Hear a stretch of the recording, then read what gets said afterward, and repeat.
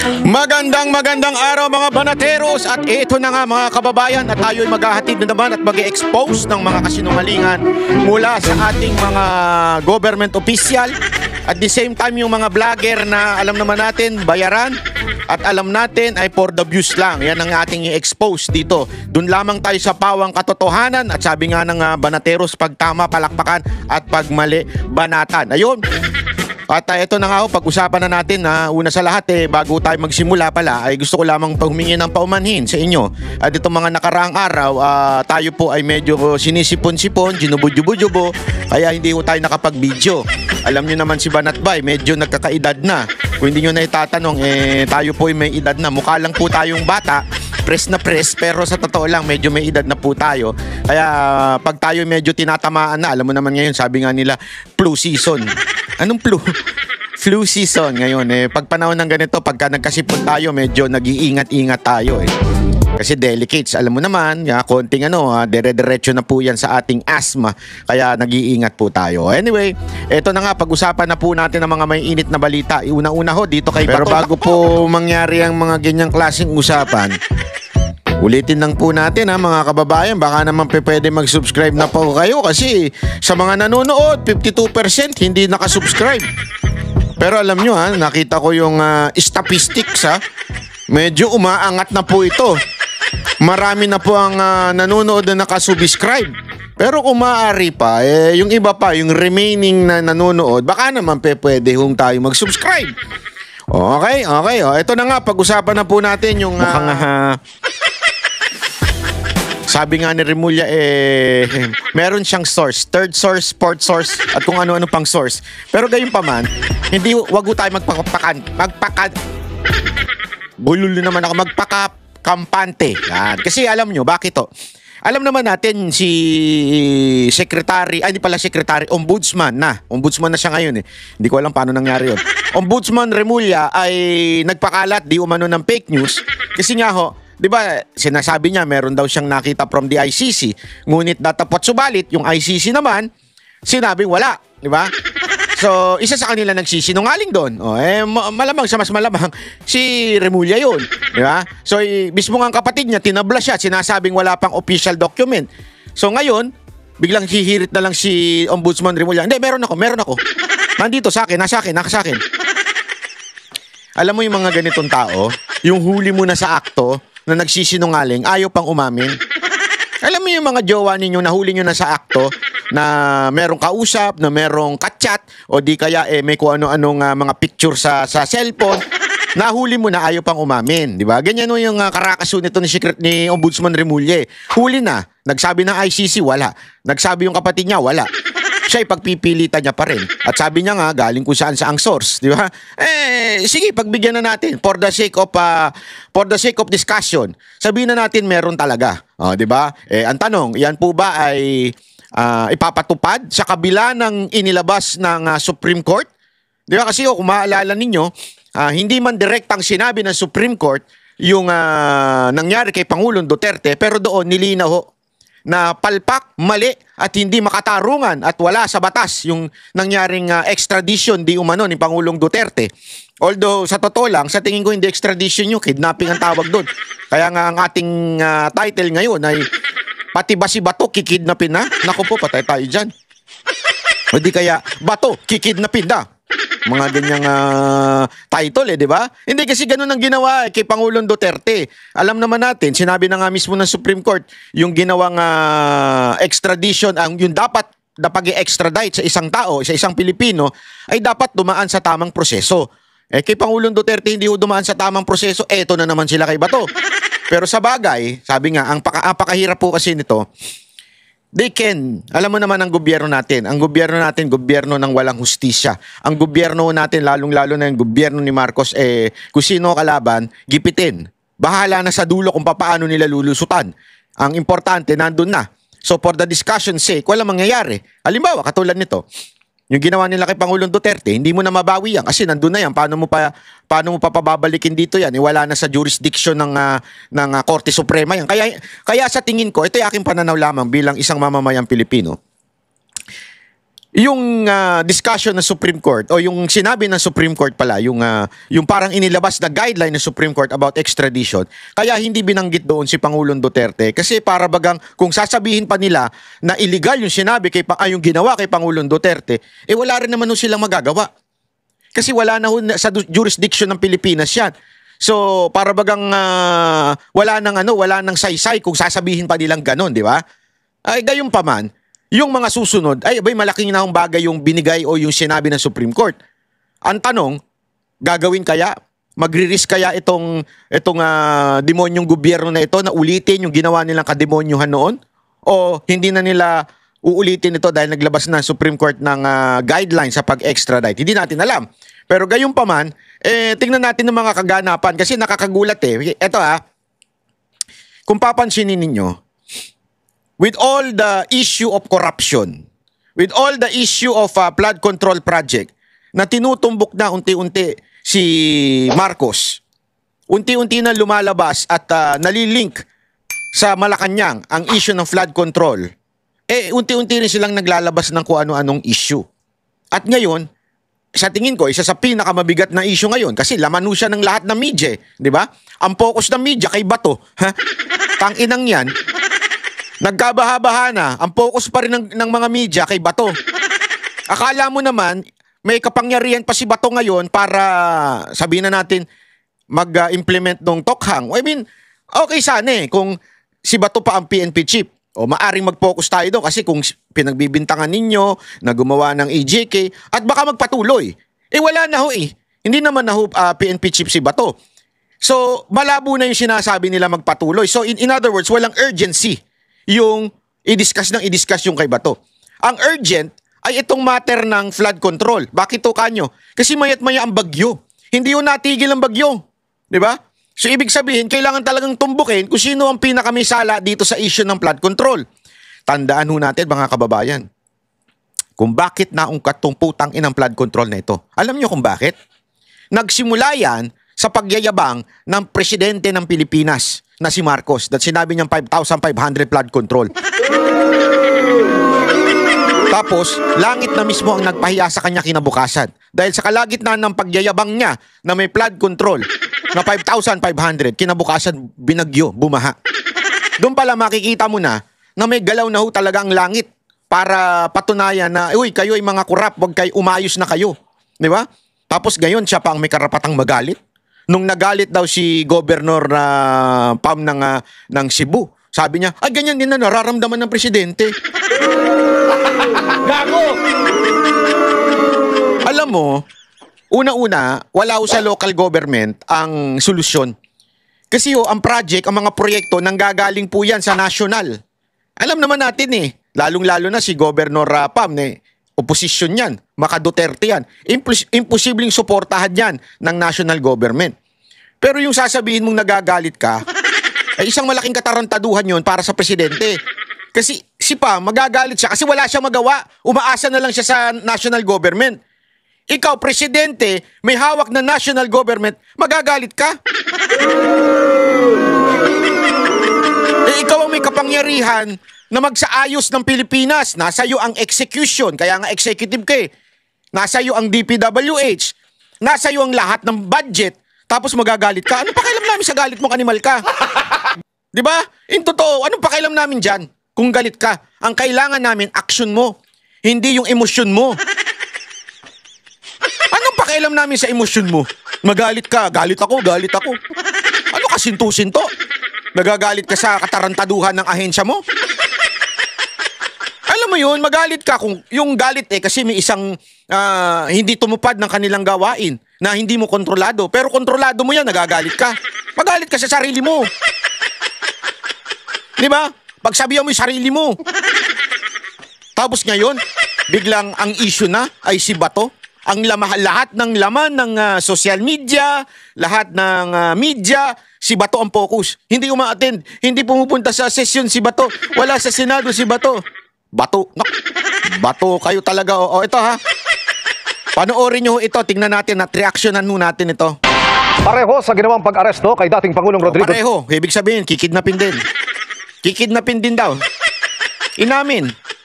Hindi kasi, Ang opinion namin, kinidnap si Pangulong Duterte, hindi dumaan sa tamang proseso. Mantakin mo, hindi dumaan sa sarili nating korte. In-implement nyo ang isang warrant na wala na sa jurisdiction ng Pilipinas.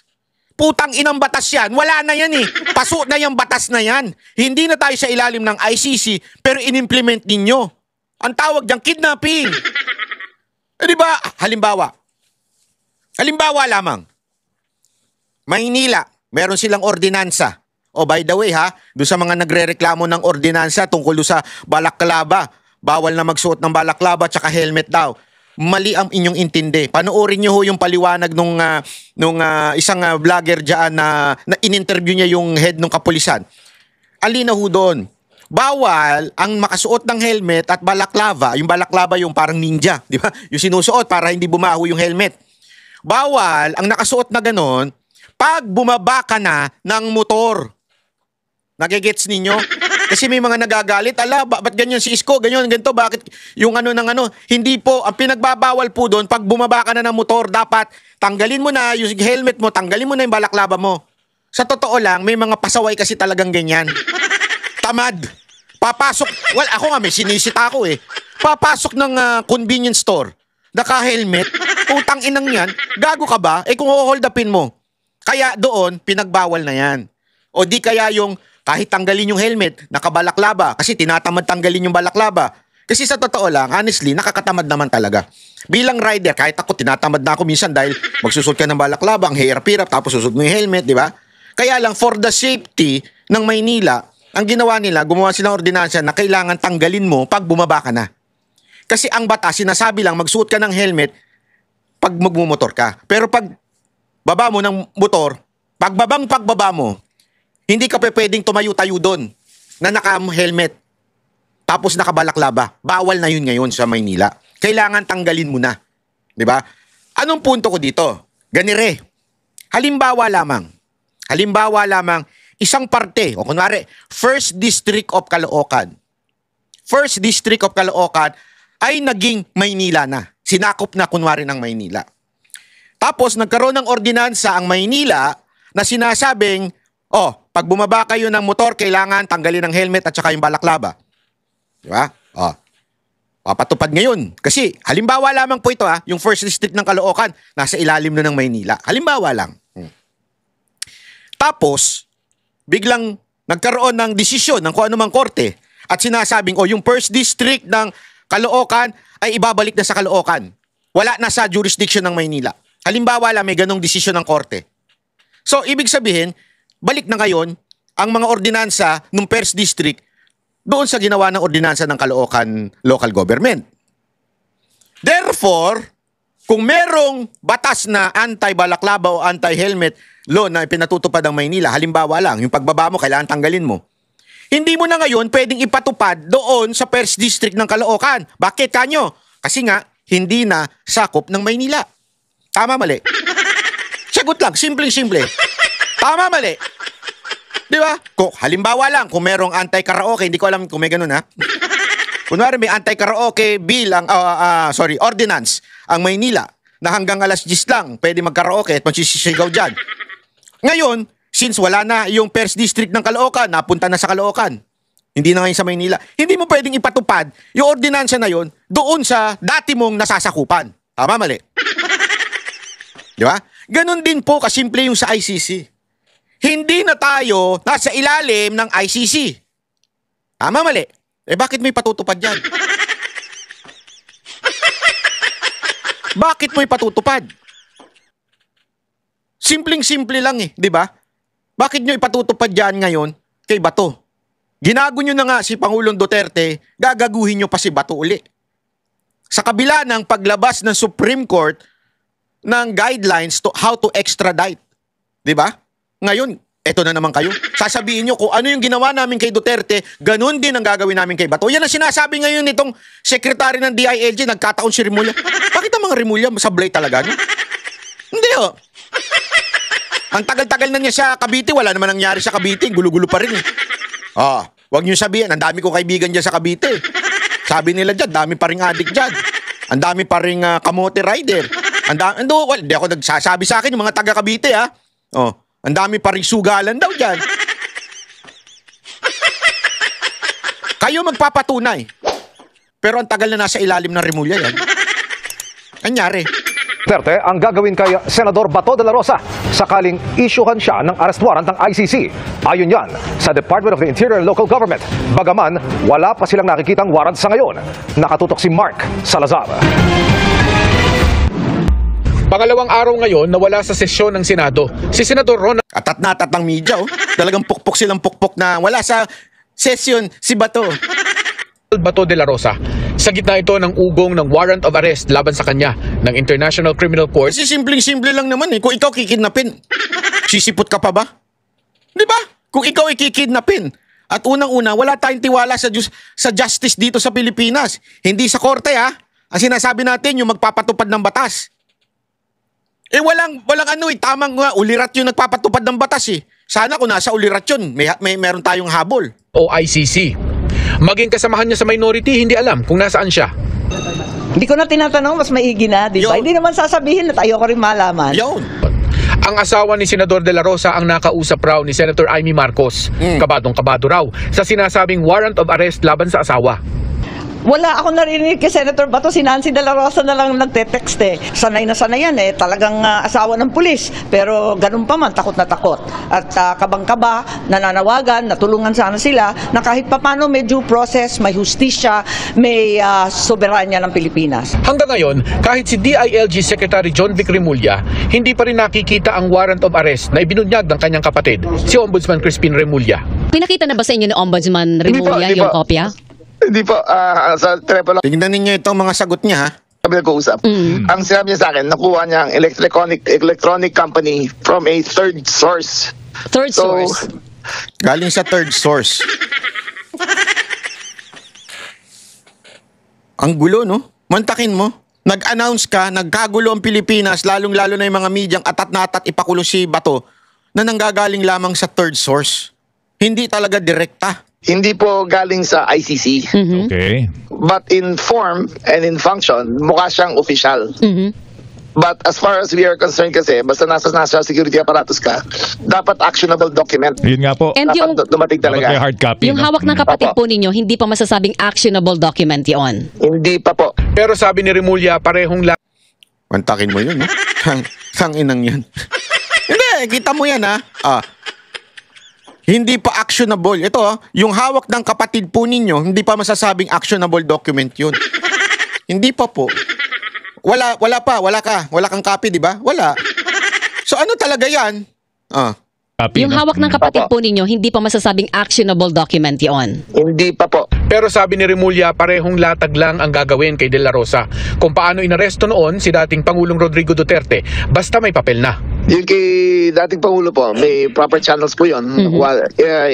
Ako po mismo, nakakuha po ako ng copy ng official Opo. na warrant of arrest through Interpol. Aha. In this case, wala pa po kami nakukuha. Hindi po dumarating sa Department of Justice. So, I cannot comment on a Parang lasing ito na magsalita, ano? Talay. non-entity. So, hintayin po natin dumating bago ko mag-comment po. Kung may warrant, ilabas. Kung walang warrant, tumahimik na Yaw! kayo. Kung walang warrant, shut up! Di ba? Yun lang naman, tama naman yun si Amy. Alam mo, dito lang tumama si Amy, ha? Mantakin mo, tama naman kasi yun, mga kababayan. Pagka wala, tumahimik na. Shut up! Pero pag meron, doon lang magsalita.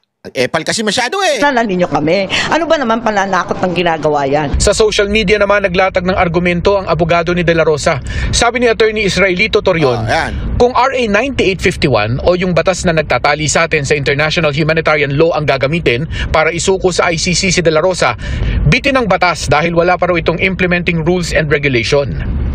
Maliban kay De La Rosa, isa pang inaabangan sa Senado ang pagpapatuloy ng Blue Ribbon Committee investigation sa Biyernes. Base raw sa impormasyong nakuha ni Senadora Marcos, may mga testigo raw na aatras sa kanilang testimonya. Naku po, patay tayo dyan. Atras sa testimony. Naku po, patay ka.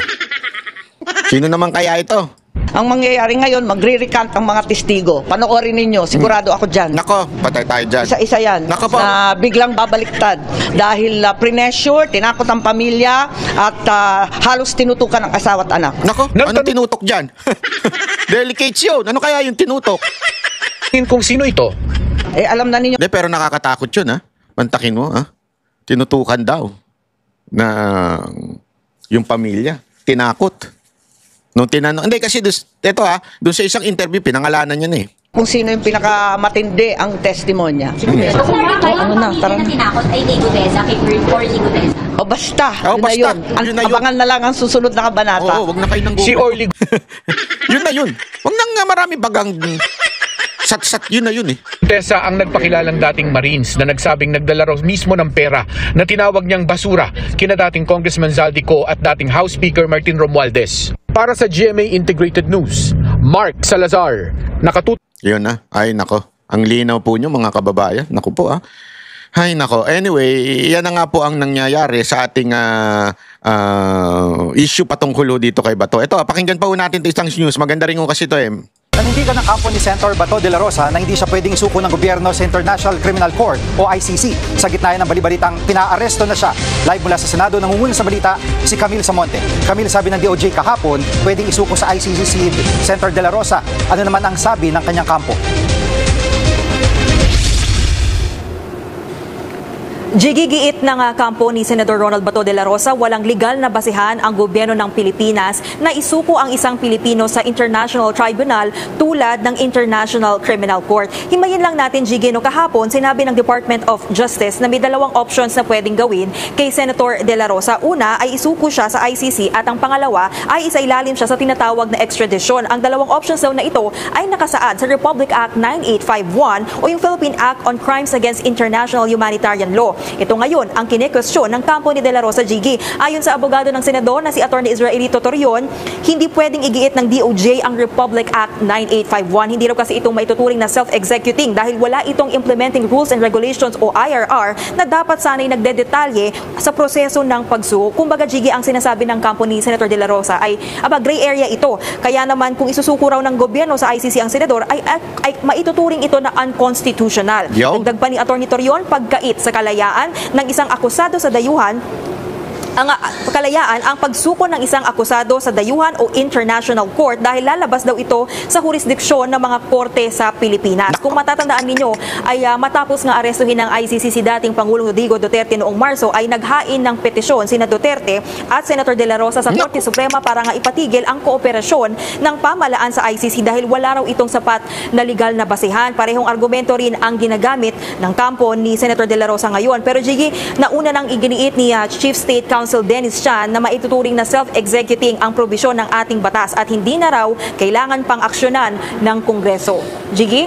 At Camille, mababang legal na usapin yan, no? Pero may impormasyon na ba kung nasaan si Senator De La Rosa? Grabe, no? Natawa ako dun. Alam niyo kung bakit? Ang haba nung sinabi nung reporter about the argument of Atty. Torion regarding doon sa wala pang IRR, implementing rules, di ba? Kung papaano yung extradition, kung papaano yung batas na yon ay papatupad. Kasi ganun yun eh. Halimbawa, di ba? Yung anti-dynasty law, batas na yan eh. Pero bakit hindi may patupad? Kasi wala pang implementing rules. Ganun din ito. Wala pang implementing rules po ito. So hindi pa ho alam paano ito ipatutupad. Matinding usapin po 'yun. Pero ang follow-up question ng reporter, asan si Bato? Hindi ba pansinin niyo, asan si Bato? Ba't hindi mo sana finalo up mo yung kung gano'n, ano pala ang magiging basihan ng DOJ para arestuhin si Bato? Sana gano'n eh. Wala eh. Ang tanong, asan si Bato? Halatang this is a optics lang na para bagang ipitin natin si Bato. Idiin natin hanggang tinan mo palalabasin, nagtatago na si Bato tumatakas sa batas, tapos magkakaroon na ng argument dyan that fleeing is an act of guilt. Alam mo yung mga gano'n na, para bagang pag-usapan natin si Bato, mawala na doon sa issue ng flood control. Jiggy, no-show pa rin ngayon si Senator De La Rosa kahit nga nagpatuloy na itong sesyon. Pero inaasahan na sasalang itong si Senator Bato sa plenary debates ng budget ng Department of National Defense sa susunod na linggo. Kaya naman yan yung aabangan natin, Jiggy, no, kung magpapakita na ito si Senator Bato. Nauna na nga rin sinabi ni Senate President Tito Soto na hindi nga niya hahayaan na maaresto sa loob ng Senado ang sino mang senador. Oo, pero pag sa labas na daw siya. Yun ang sinasabi niya. Ha! Yun ang sinasabi niya. Pag sa labas na daw siya. Di rin daw kailangan na magsabi ang isang senador kung a-absent siya sa sesyon. Huling nakita si Senator De La Rosa na namimigay ng tulong sa mga apektado ng Bagyong Tinyo sa Cebu noong nakaraang linggo. Jiggy? At may pahayag na ba ng suporta kay Senator De La Rosa yung ibang mga senador? Oo, Jiggy, rumespak nga dyan si Senator Amy Marcos para kay Senator Bato. Pinuna ni Senator Amy si Ombudsman Boyeng Remulla dahil panay raw ang pananakot niya kay De La Rosa. Si Remulla ang unang naglabas sa media ng impormasyon na ipinaaresto na umano ng ICC si Senator Bato. At kahapon, Jiggy, ay pinanindigan niya ang impormasyon na yan. Dagdag pa ni Senator Amy, hindi raw dapat payagang maulit ang nangyari kay dating Pangulong Rodrigo Duterte. Pakinggan natin ang pahayag ni Senator Amy Marcos. Isang malaking kabulastugan ang pinagsasabi nila na may balita, na merong warrant, na narinig nila, na may kopya, na hindi maipakita, pero sinentensyahan na kung anong gagawin. Ano bang kalokohan yan? Ano nga ba yan? Kung may warrant, ilabas. Kung walang warrant, tumahimik na kayo. Tantanan na ninyo kami. Correct. Ano ba naman pananakot ang ginagawa yan? Yun. No, yun. Yan munang late. Alam mo, pero ako, bilib ako dito bilib ako dito kay Amy Kung, baka akala ninyo kung siya na rin ang pinapa-arrest. Hindi kasi, sorry magagalit sa akin yung ibang mga Amy-natics. Okay naman yung ginagawa ni Amy na nag-iingay din siya. Kaya lang kasi, laging pumapasok sa utak ko lang. Ewan ko sino ba may kasalanan nitong lahat to? Di ba yung kapatid mo? Ba't wala kang, ganun ba ang dynamic niyo sa pamilya niyo? Bakit mo, ate ka, bakit mo pinapayagan yan? Di ba, bakit mo ina-allow yan na yung kapatid mo, puro kabalastugan ang ginagawa? Kasi, remember, sorry to say maganda yung sinasabi ni Amy. Okay, maganda yun. Kaya lang, puro ganun yun Nagigets yun ba? Puro ganun lang yun. Bakit hindi mo kausapin yung kapatid mo ng masinsinan at talagang talakan mo? Kasi habang binibira mo yung mga tauhan ng kapatid mo, sa'yo sumesemplang, sa'yo bumabalik lahat. Ha? Bakit? Kasi tauhan ng kapatid mo, walang, ganun na lang ba yun? Di ba po, yun lang sa akin ganun na lang? Wala na ba tayo magagawa dyan? Although, for the sake of pinapalakpakan naman natin yung ginagawa niyang pag-iingay. Kaya lang siguro, mas maganda yung pag-iingay na yan, aluan mo ng aksyon. Pumunta ka sa Malacanang, lumusob ka, talakan mo, sabihan mo yung kapatid mo, bumaba ka na sa pwesto, wala kang kwenta. Ganon. Di ba? Kung siguro ganun ang gagawin mo, medyo matutuwa pa ako sa'yo ng todo-todo. Pero wala wala akong nakikitang puro lang sat-sat ika nga. Sana lang naman. Anyway, nabanggit niya dito yung kay Gutesa pag-usapan na natin kung ano ba yung nasagap na balita nito ni Senator Amy tungkol po kay Gutesa. Sa ibang balita, siniwalat po ni Senator Amy Marcos na nakatanggap siya ng impormasyon na dadalo ang whistleblower na si Orly Gutesa sa pagdinig po ng Senate Blue Ribbon Committee sa Biyernes, pero hindi para magdagdag ng impormasyon na kanyang nalalaman, ngunit para bawiin po yung kanyang naunang testimonya. Kunin natin ang detalye sa live report ni Mean Corvera. Mean. Ali, sabi ni Senator Amy Marcos, may mga testigo raw na tinakot para bumaligtad at bawiin yung kanilang mga naunang testimonya sa mga investigasyon ng Senado. Sabi ni Senator Amy Marcos, iyan ang aabangan sa pagdinig sa Biyernes. So magre-recant na yung Marine. Yun daw ang paputok At saka, yung 17 congressman na lang ang hahatakin. Hindi na star witness ang aking pinsan. Nakatanggap ng impormasyon si Senator Amy Marcos na haharap umano sa pagdinig ng Senate Blue Ribbon Committee sa Biyernes si dating Marine Sergeant Orly Gutesa. Pero hindi para magsabi pa ng iba niyang nalalaman sa nangyaring delivery umano ng mali-maletang pera galing sa kickback sa flood control projects, kundi para bawiin ang kanyang naunang testimonya. Sabi ni Marcos, nagbago na rin umano ang naunang plano na gawing state witness ang kanyang pinsan na si dating House Speaker Martin Romualdez. Bago ata isip, nahiya din sa sarili. Ayaw. Kasi ang dating narinig ko, magiging state witness, siya ang magiging star witness, bibigyan ng witness protection. Pwede ba naman yun? Ninuloko na tayo ng lubus-lubusan. Ang mangyayari ngayon, Grabe, no? Star witness? Ano ka? Hindi, mantakin mo ha. Yun pa pala ang plano daw, sabi nito ni Amy. Yun ang pinakaplanong gawin, star witness.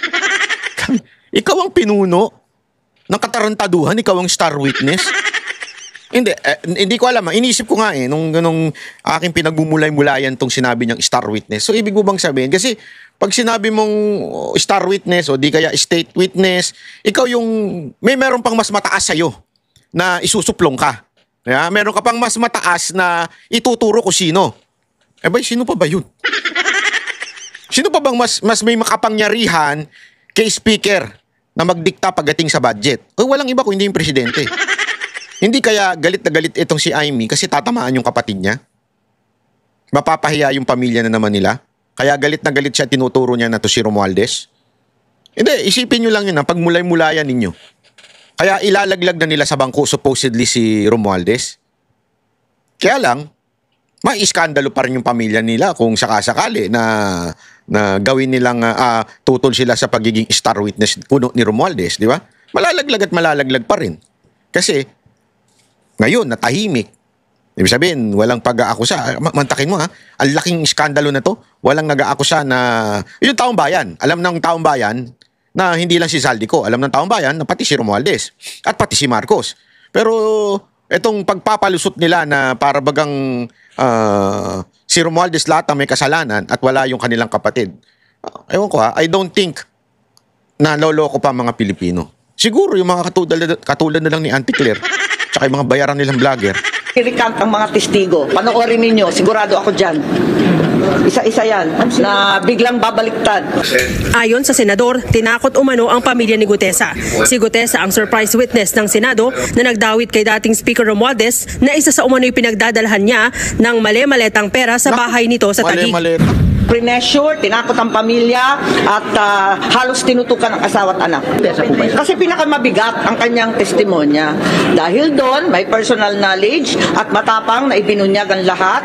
Talaga naman, tinakot ng todo-todo ang mga pobreng testigo. Hindi tama itong gawain nila. Ito anya ang dahilan kaya sinisiraan si Gutesa, katunayang kinukwestiyon ngayon ang kanyang umano'y peking pirma sa sworn affidavit. Sabi ni Marcos, bukod kay Gutesa, may iba pang testigo sa malawakang anomalya sa flood control ang umano'y pinipigilang magsalita at itinago.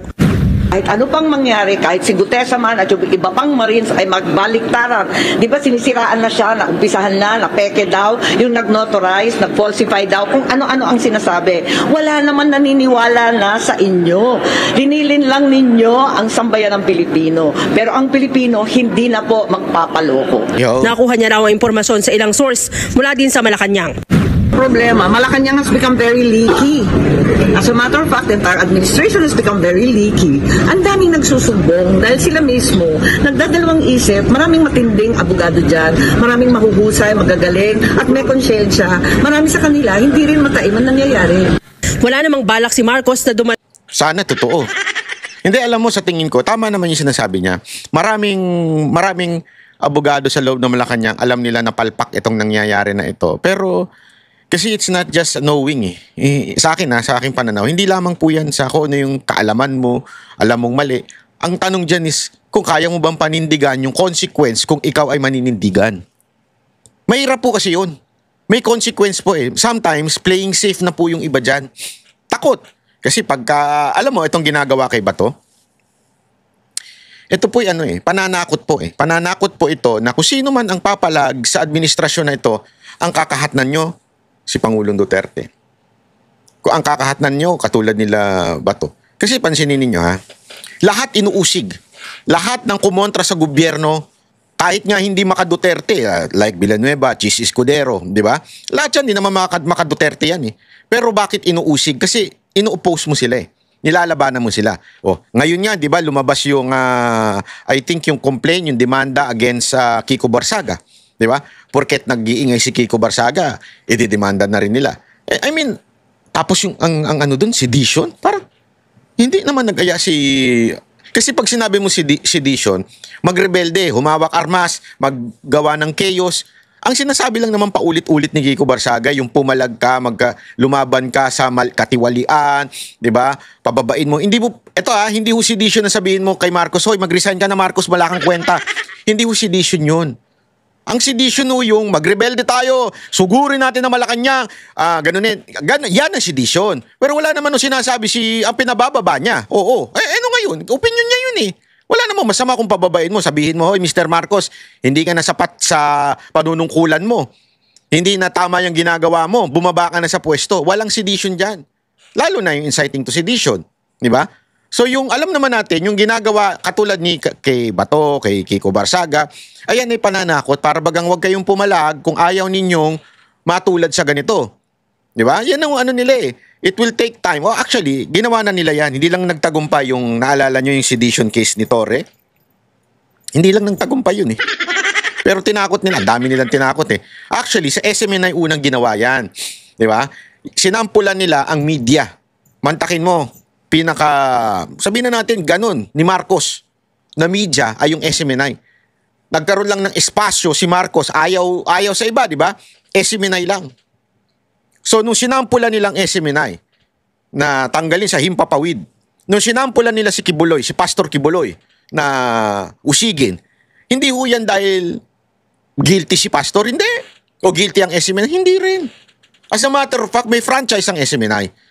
Pero lagi lang binibiti ng NTC yung kanilang para hindi ng himpapawid, para hindi mag-criticize. At si Pastor Kibuloy, alam nila yung impluwensya sa SMNI, hindi lamang po doon sa mga supporter ni Pangulong Duterte. At alam siguro nila, iniisip nila, financier si Pastor Kibuloy na mga Duterte, kaya ginipit. Ayan o, pagbibigay example lamang. Kasi sa mga negosyante, takot ho ang mga negosyante. Alam mo nila, at sigurado naman ako, nabanggit naman ni Pangulong Duterte yun, na si Pastor Kibuloy isa sa tumulong sa kanya para manalo sa kampanya. At nung ginipit yan, para bagang sinasabi sa taong bayan, lalong-lalo ng mga negosyante, huwag niyong tutulungan ng mga Duterte kung ayaw ninyo maging ganito. At si media naman, huwag kayong maging ganitong klaseng media, yung nagbibigay ng tamang impormasyon at nagbabatikos kung ayaw ninyo matulad sa SMNI. Yan yung kanilang pattern. Basta may bumatikos, bibigyan nila ng matinding kahit nga sa social media, di ba? Sabi ko nga sa inyo, sinampulan nga tayo ng ilang demanda eh. Sinampulan ho tayo ng kung ano-anong pag-uusig. Sinampulan ho tayo ng ilang nilang mga troll na nagbabanta. Alam mo, dami-dami nagbabanta sa akin troll, ha? Naku po, kung alam nyo lang. Ang dami ko nang ni-report sa otoridad tungkol dito na yung otoridad naman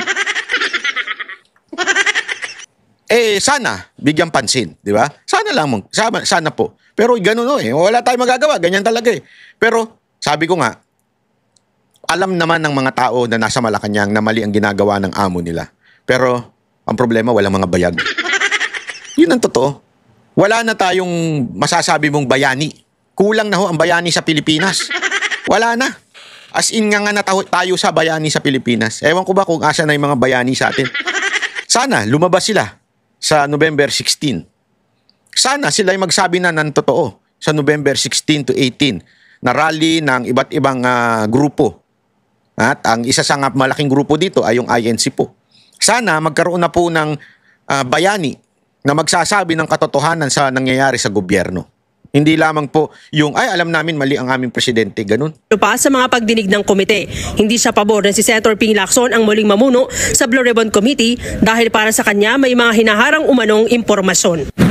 Nakakahiya sabihin dahil colleague namin. Pero sana, hayaan ang interpelasyon at ang investigasyon mapunta sa kung saan.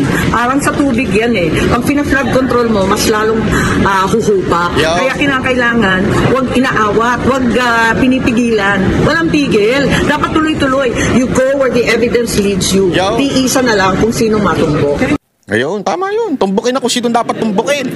Ali, hiningan natin ng komento hinggil dito ang tanggapan ni Senator Ping Lacson, pero hanggang ngayon wala pa siyang inilalabas na anumang pahayag. Sa Biyernes, kinansila na yung nakatakdang plenary deliberations para sa pambansang o panukalang pambansang budget. Yan ay para bigyang daan ang pagdinig ng Senate Blue Ribbon Committee. Ali. Okay, dagdag impormasyon lang man dito sa sinasabi. Kasi all this time wala si Orly Gutesa na kanino siyang kusdiya, may handler ba siya? Siya ba ay nagtago? Meron bang nasabing senadora tungkol dito?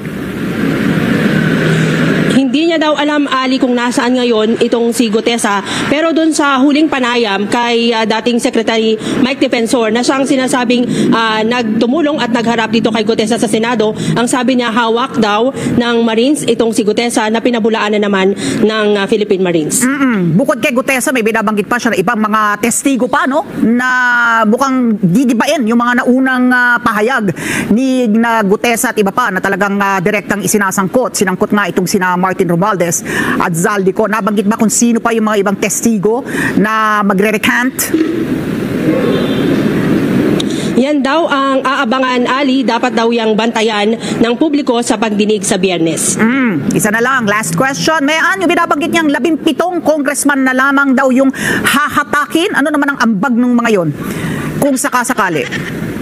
Ali, yung 17 kongresista, oo, sila na rin yung sabi ni Senator Ping Lacson kahapon, pinadalan sila ng sulat sa pamagitan ng House leadership para sila ay maimbitahan. Hindi nga sila pwedeng basta ipatawag dahil sa umiiral na interparliamentary courtesy. Yung 17 yun yung mga pinangalanan ni Curly at Sara Diskaya sa kanilang naunang testimonya nung ang investigasyon pa ng Senado ay pinamumunuan ni Senator Rodante Marcoleta. Okay. Yan ang abangan natin sa darating na Biyernes kasi nga ang nakikita natin dito ay posible, maaari, daw raw.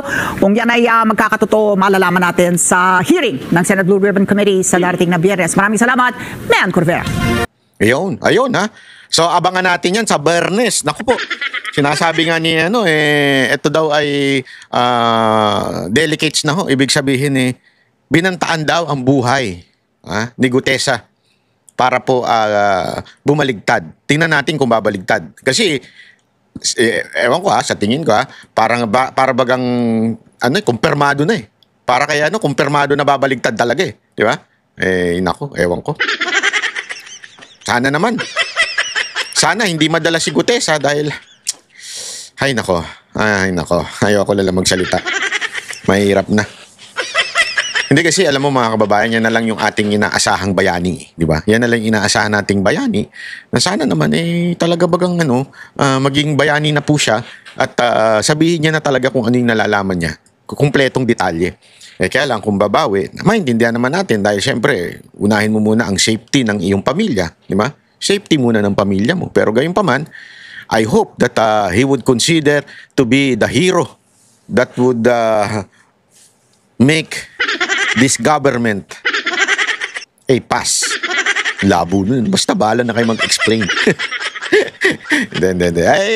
Tayo ingat-ingat lang din. Anyway, ito.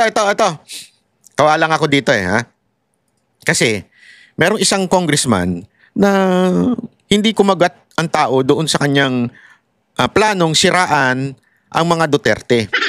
Bakit? Kasi sa lahat ng survey, pag inalalagay ang mukha niya at ang mukha ng ipis, mas binoboto pa yung ipis kaysa sa mukha niya. Tapos, ano mas gusto nila? Yung may basura o yung mukha niya? Mas gusto pa nila may basura kaysa sa mukha niya. Hindi kumagat po yung ito, yan. Itong pagmumukha na to, hindi ko kumagat sa taong bayan. Diba? Sinishare-share niya pa na kesyo meron daw siyang ang Davao region daw pero ang punteriya naman is Davao City. Epicenter umano ng ghost project sa Mindanao. Di ba? Kesyo bagamat nakita ang ilan sa distrito ni Representative Paulo Duterte, di raw niya pinupuntirya ang kapwa kongresista. Kasi nga po mga kababayan, hindi po kumagat ang tao doon sa Dolomite na issue niya. So ito na ngayon ang kanyang bagong issue, di ba? Yung issue na kung saan ay alam mo na, issue niya dito ay itong Davao daw. Tapos hindi, sabihin na natin yung Davao region, yung mga nawala naman sa Davao City kasi malinaw malinaw sinabi ng DPWH na kumpleto. Ang sabi nito ni Ridon, kesyo substandard daw yung mga ginawa. Pero pag titingnan mo naman ang Davao City, hindi substandard. Di ba? Tapos hihirit pa yung Malacanang kasi hindi naman daw bumabaha. Hindi daw binabagyo pa kaya hindi bumabaha. Alam mo, dinadaanan ho yan. As a matter of fact, may mga video pa nga lumabas na bumaha. Kasi hindi mo naman talaga maiiwasan ng baha. Kahit sa Japan, bumabaha. Ang point dito, mabilis bang nawawala? Yan ang point dyan Kasi yung baha, syempre, iba kasi yung, di ba yung flood control? Kinokontrol niya yung flood. Yung mga pumapasok, ganyan. No? Ganon din sa Davao. Walang pumapasok. Nakokontrol niya. Meron man, unti-unti lang. Pero syempre, may ulan pa rin. May manggagaling pa rin tubig galing sa langit. Hindi mo naman pwedeng flood control, pati sa langit, lagyan mo ng building. Ay, lagyan mo ng wall. Sinong tangang makakagawa nun? Tama, mali. So, ibig sabihin, kahit pa paano may tubig pa rin. So, hindi mo maiiwasan na magkaroon pa rin ng maliit na baha. Nagkakaroon pa rin sa Davao. Pero mabilis humupa. Bakit? Maayos kasi ang drainage system nila. Titingnan mo nga yung mismong coastal nila. Napakaganda. Para kang nasa China. Alam mo yung, di ba, nagpunta kami dyan from Hangkang to Macau. Yung Hangkang to Macau, ang haba. Kasi dati, naalala ko nung panahon ko noon, nung hindi ko pa nadidiscover ang Japan, ako pa talaga nakadiscover. Hindi ko pa naalalaman yung kagandahan ng Japan noon. At saka hindi ko pa alam paano kumuha ng visa noon. Dagi ako sa Hong Kong noon. Every Christmas